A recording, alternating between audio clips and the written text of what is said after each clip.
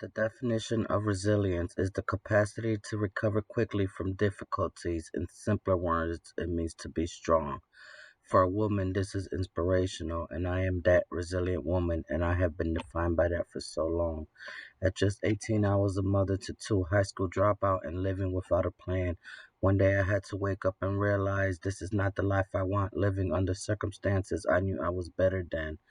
I had two beautiful children whose daddies were not around, in and out of jail, no support of any kind. So I had to plan to put it all together. It was just a matter of the mind. I got a GED, started my career, and got up off my behind. At just 18 with nothing, I struggled as a single mom, and I have made it to the top.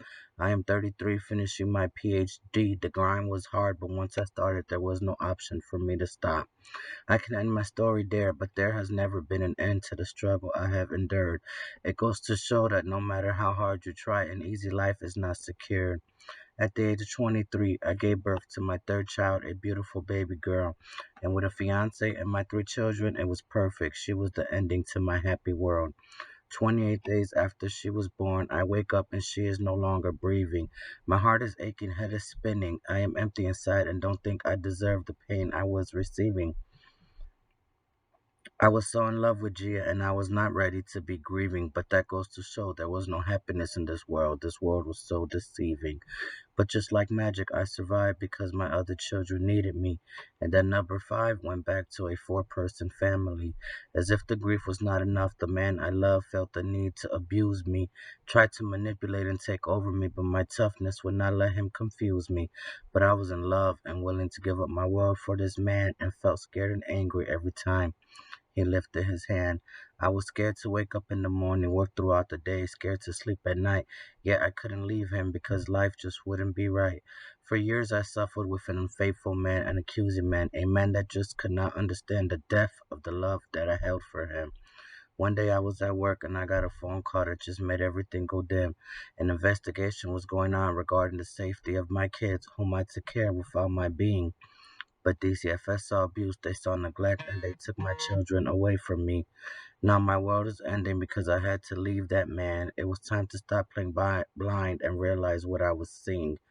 That family of four I held so dear was gone, and then it was one. It was just a very sad me. So at this point in my life, my struggle became a mission to get my children back.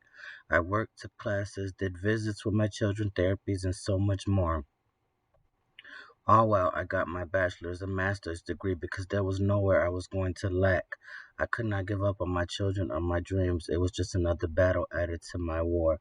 For 3 years, I fought, I yelled, I cried. I just was not myself without my children by my side. And then finally, they came home, and I was back to a family of three. But little did I know the next adventure that was in store for me.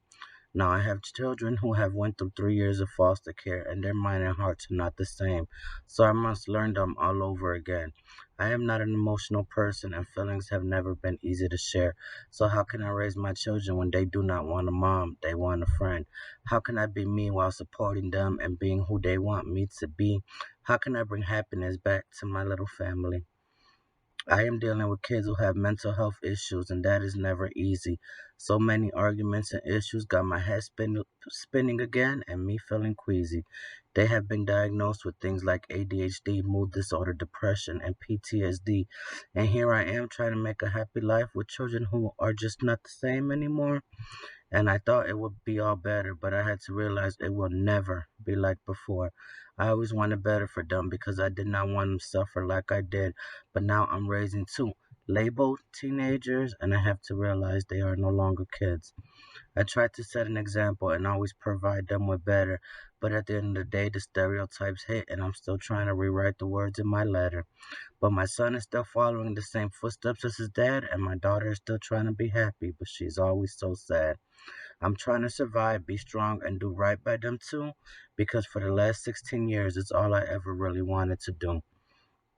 And I'm thinking that getting this PhD and being better will somehow make them appreciate me, but I'm realizing they just needed to have more time with me and they don't give a damn if I wasn't getting this PhD. But the point of my story is that I am the definitions of resilience, toughness. Yeah, that's me. Because my heart got stuck in 2011 when I buried my baby. And now the struggle has been real. I've survived through it all. But three broken people who have lived through some hell can't quite put our finger on what's the next call, but we'll keep fighting, can't you tell? No matter the obstacles, we're getting through it all. Life still isn't easy, but I'm on the next battle. And I am going to be Dr. Cologne, and I'm going to tighten my saddle. Take on these years as my children reach their adult life because I've become numb to pain, paralyzed to feelings, unable to cry, and a best friend with strife. All I can do is hope one day to see resilient children who grew up to survive, just like me.